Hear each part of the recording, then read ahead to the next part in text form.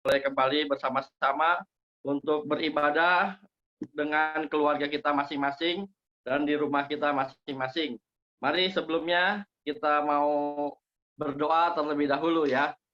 Bapa di dalam nama Tuhan Yesus, terima kasih buat kesempatan yang Kau berikan kepada kami pada pagi hari ini. Di rumah kami masing-masing Tuhan, kami boleh berkumpul bersama-sama untuk kami beribadah dengan saudara-saudara seiman kami melalui Zoom meeting ini.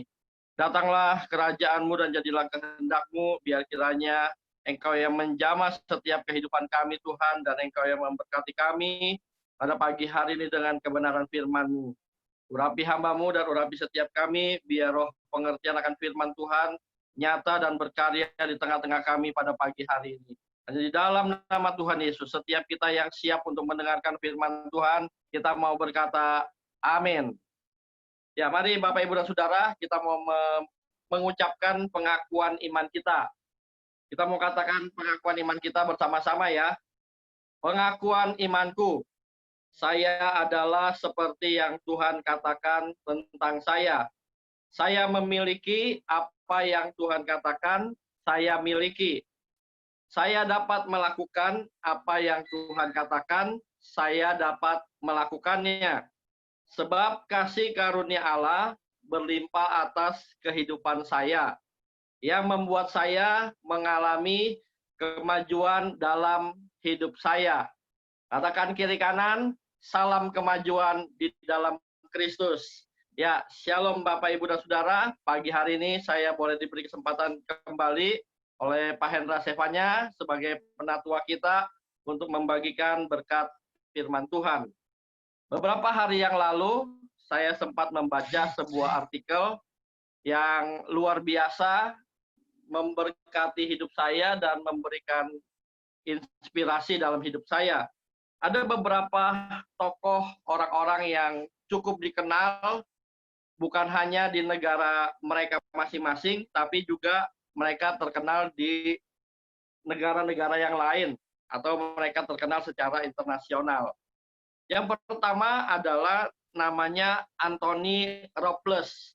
Mungkin ada di antara Bapak, Ibu, dan Saudara yang sudah tahu siapa Anthony Robles. Anthony Robles ini lahir di La Mirada, California, 20 Juli 1988.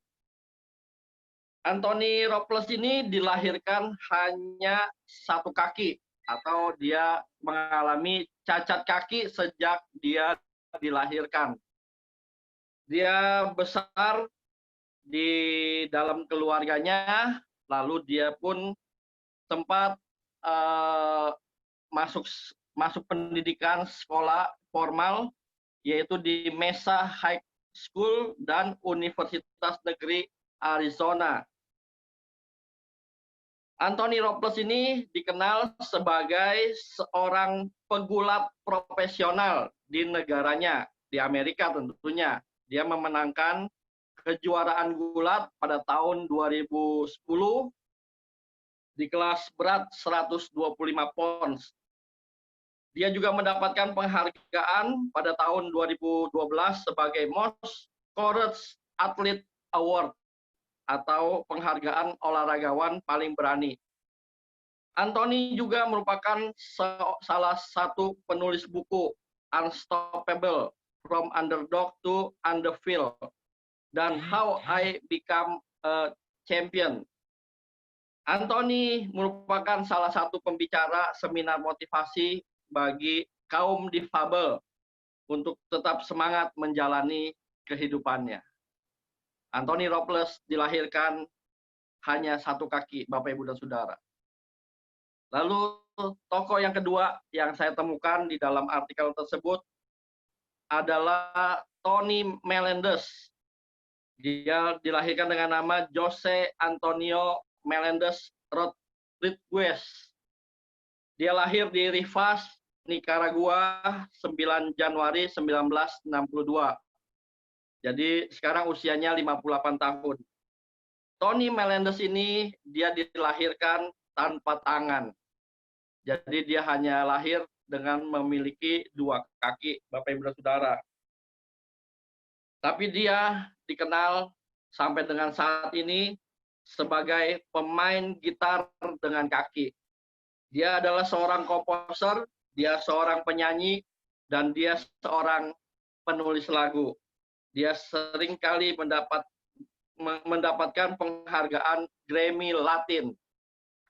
Tony Melendez, dia lahir tanpa tangan.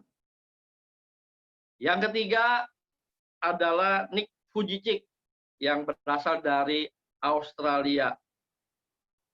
Namanya Nicholas James Vujicic. Dia lahir di Melbourne, Australia, 4 Desember 1982. Jadi sekarang usianya 38 tahun. Dia lahir tanpa tangan dan tanpa kaki. Dia mengalami yang namanya tetra amelia, lahir tanpa tangan dan lahir tanpa kaki, Bapak Ibu dan Saudara. Tapi Nick Vujicic, dia dikenal sebagai seorang penginjil dan seorang motivator. Dia memimpin organisasi nirlaba yaitu Life Without Limbs, dan dia sudah memberkati lebih dari 25 negara. Lahir tanpa kedua tangan dan lahir tanpa kedua kaki. Tokoh yang terakhir yang saya temukan adalah Stephen Morris, atau yang lebih dikenal sebagai nama panggungnya itu Stevie Wonder. Di artikel itu dikatakan tidak ada orang di dunia ini yang tidak mengenal Stevie Wonder. Bapak Ibu dan Saudara tahu siapa Stevie Wonder? Dia lahir di Saginaw, Michigan, Amerika. 13 Mei 1950 atau sekarang berusia 70 tahun. Dia lahir cacat mata atau dia adalah seorang tunanetra. Tapi Bapak Ibu dan Saudara, Stevie Wonder, dia dikenal sebagai seorang penyanyi, dia dikenal sebagai seorang penulis lagu, dia dikenal sebagai produser rekaman dan aktivis sosial di Amerika. Dia memiliki lebih dari 25 album dan dapat penghargaan Grammy Award lebih dari 20 kali. Stevie Wonder, dia lahir cacat mata, yaitu dia adalah seorang tunanetra. Dari 4 contoh orang yang mengalami keterbatasan dalam hidupnya, mereka lahir sebagai seorang difabel, ada ketidaksempurnaan di dalam anggota tubuh mereka secara fisik. Seperti yang tadi saya bacakan atau saya sampaikan, ada yang lahir hanya satu kaki, lahir tanpa tangan, tanpa kaki, lahir cacat mata atau tunanetra, tapi mereka menjalani kehidupan mereka jauh lebih baik dari orang yang dilahirkan secara fisik sempurna, dan bahkan mereka bisa menjadi inspirasi bagi banyak orang. Pertanyaannya adalah kenapa mereka lahir sebagai seorang difabel, tapi mereka bisa menjalani hidup yang jauh lebih baik dari orang-orang yang lahir secara fisik sempurna. Saya menemukan rahasianya adalah karena mereka berhasil menemukan dan mengembangkan potensi yang Tuhan taruh di dalam kehidupan mereka secara maksimal di dalam kehidupan mereka. Jadi Bapak, Ibu, dan Saudara, pagi hari ini kita mau belajar kebenaran firman Tuhan yang bertema potensi dari Tuhan. Mari kita katakan sama-sama, potensi dari Tuhan. Saya menemukan ada satu definisi dari kata potensi itu sendiri. Potensi adalah kemampuan dasar yang dimiliki manusia, tetapi masih terpendam atau tersembunyi. Itu bisa berupa minat, bisa berupa bakat, bisa berupa kecerdasan, dan lainnya. Yang sangat mungkin untuk dikembangkan atau dimunculkan atau dimaksimalkan menjadi kekuatan nyata dan dapat dimanfaatkan dalam kehidupan pribadi untuk menjadi lebih baik lagi dan memberkati orang lain. Bapak, Ibu, dan Saudara, kita harus menyadari bahwa sangat penting untuk kita bisa memahami potensi diri kita, sehingga kita bisa mengembangkan kemampuan yang tepat dan dapat hasil yang lebih maksimal, sehingga kita bisa menjadi berkat buat orang lain.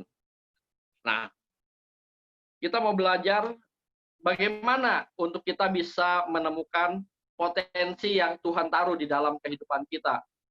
Saya menemukan ada 2 cara untuk kita bisa menemukan potensi yang Tuhan taruh. Yang pertama adalah yang pasti kita harus berdoa sama Tuhan. Kita harus datang sama Tuhan. Karena Tuhan yang menciptakan kita dan Tuhan yang menaruh potensi itu dalam hidup kita.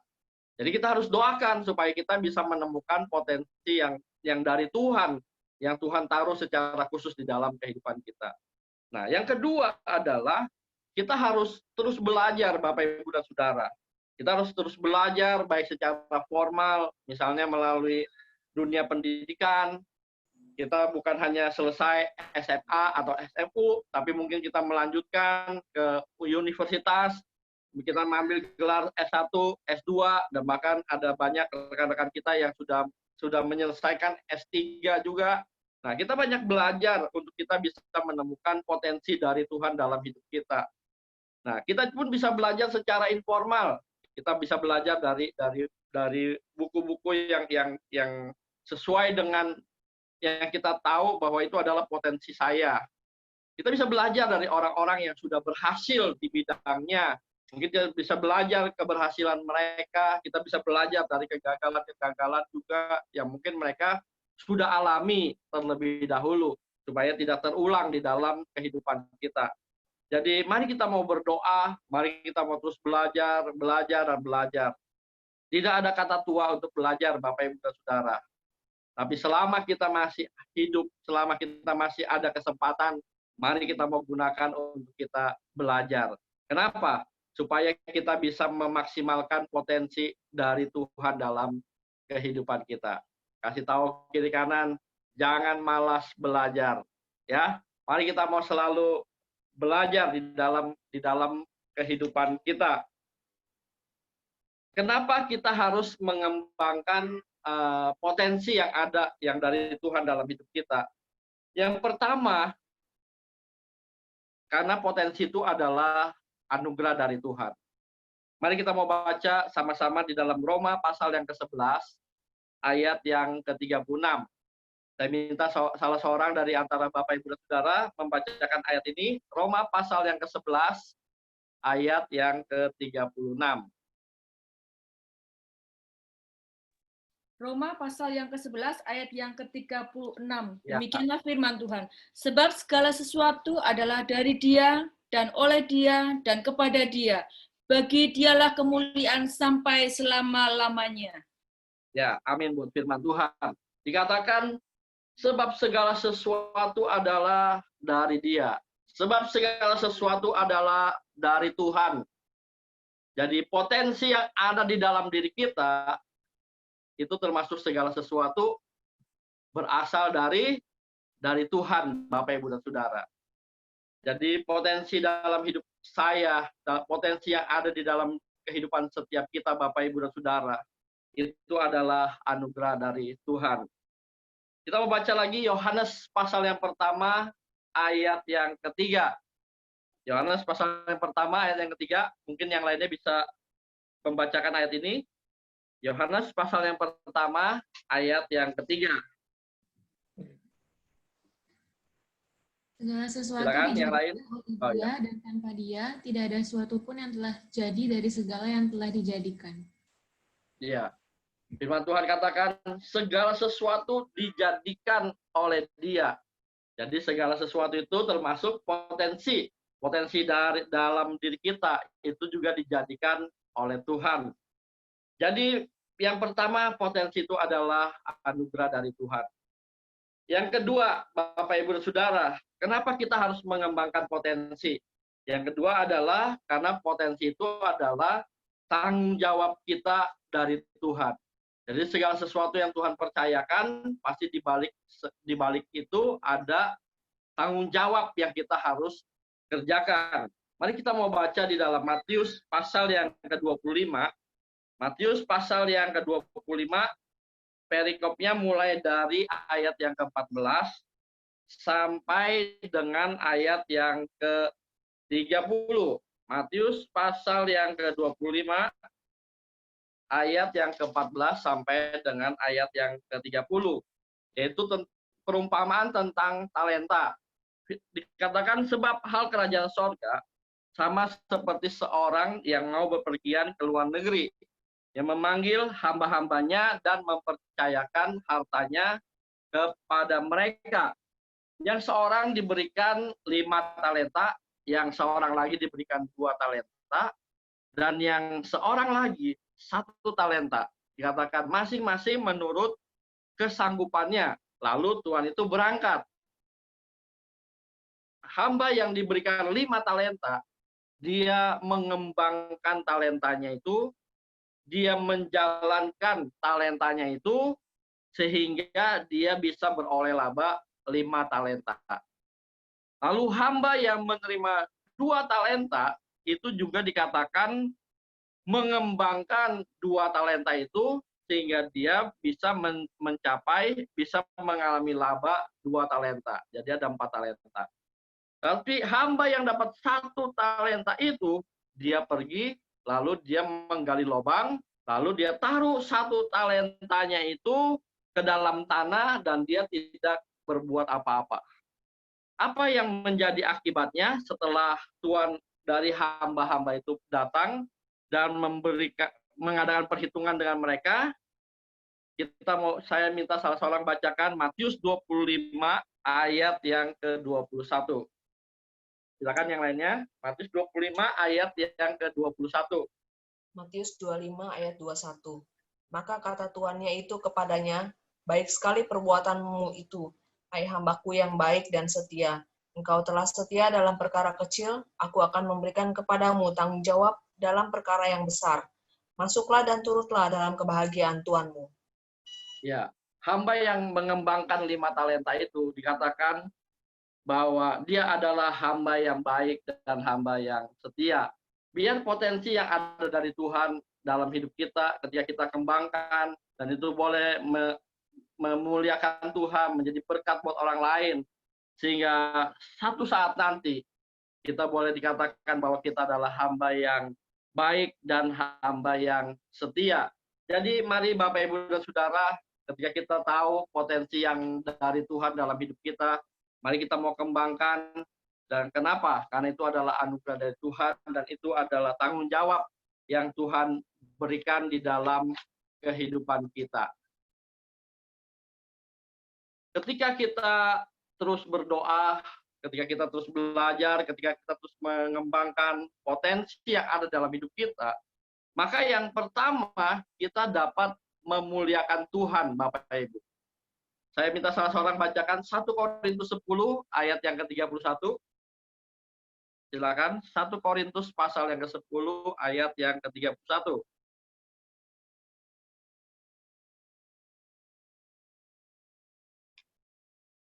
1 Korintus pasal yang ke-10 ayat yang ke-31.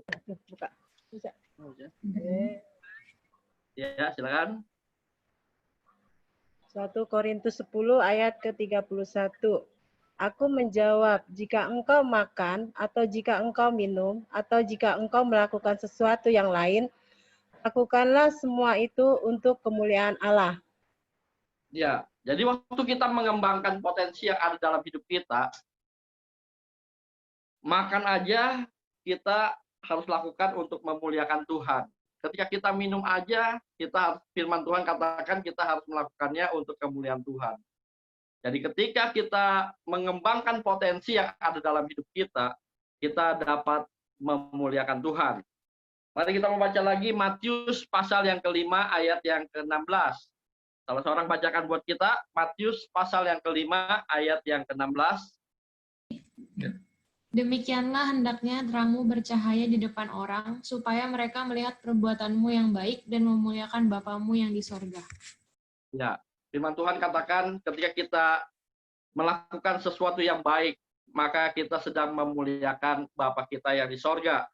Jadi potensi yang dari Tuhan yang kita kembangkan itu membuat kita dapat memuliakan Tuhan. Yang kedua adalah kita dapat diberkati dan kita bisa menjadi berkat buat orang lain. Kita mau baca bersama-sama Yesaya 49 ayat yang ke-6. Yesaya 49 ayat yang ke-6. Silakan rekan-rekan yang lainnya.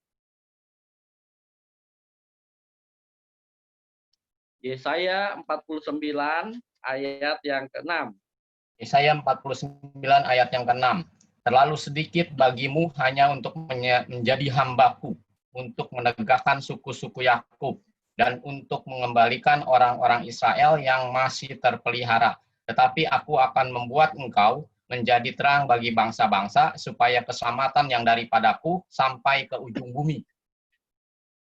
Iya, firman Tuhan katakan, ayat ini Tuhan taruh di dalam hati saya, bahwa Tuhan mau membuat setiap kita, Bapak, Ibu, dan Saudara, untuk kita menjadi terang bagi bangsa-bangsa, supaya keselamatan daripada Tuhan itu sampai ke ujung bumi. Jadi ketika kita mengembangkan potensi yang ada di dalam diri kita, firman Tuhan katakan bahwa Tuhan mau membuat kita menjadi terang bagi bangsa-bangsa.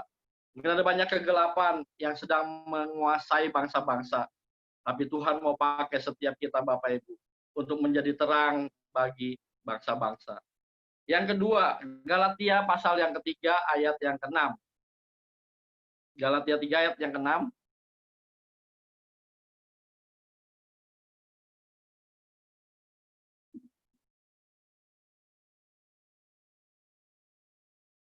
Galatia pasal yang ketiga ayat yang ke-6. Galatia.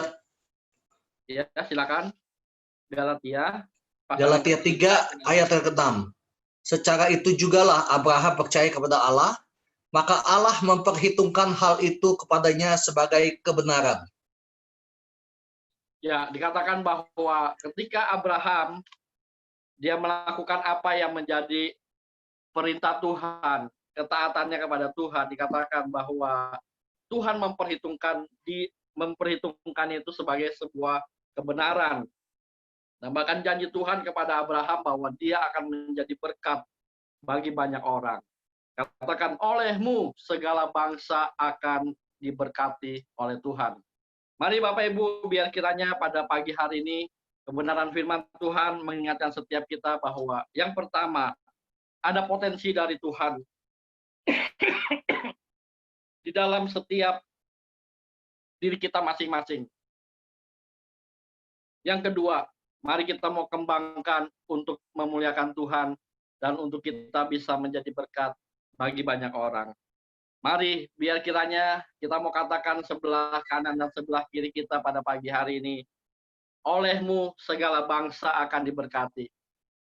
Dan engkau akan menjadi terang bagi bangsa-bangsa. Dan biar kiranya Tuhan memakai setiap kita, Bapak, Ibu, dan Saudara, untuk kita bisa menjadi berkat bagi banyak orang, dan nama Tuhan dipermuliakan melalui potensi diri yang Tuhan taruh di dalam kehidupan kita. Mari kita mau bersatu hati di dalam doa. Bapa, terima kasih pada pagi hari ini.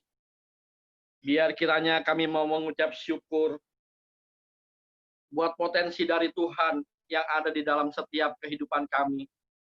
Pribadi lepas pribadi. Tolong kami, Roh Kudus, untuk kami dapat mengembangkannya di dalam kehidupan kami. Dan biar kiranya kami boleh memuliakan Engkau dengan potensi yang dari Tuhan. Dan kami boleh menjadi berkat bagi banyak orang, sehingga nama Tuhan dipermuliakan.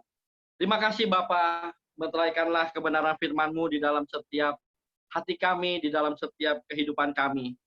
Dan biar kiranya nama-Mu yang senantiasa dipermuliakan di dalam hidup kami dan melalui hidup kami. Terima kasih Bapa, terpujilah nama-Mu. Hanya di dalam nama Tuhan Yesus. Setiap kita yang percaya dan diberkati Tuhan, kita mau katakan amin. Mari kita mau persiapkan perjamuan kudus pada pagi hari ini. Saya serahkan kepada Pak Baskoro terlebih dahulu.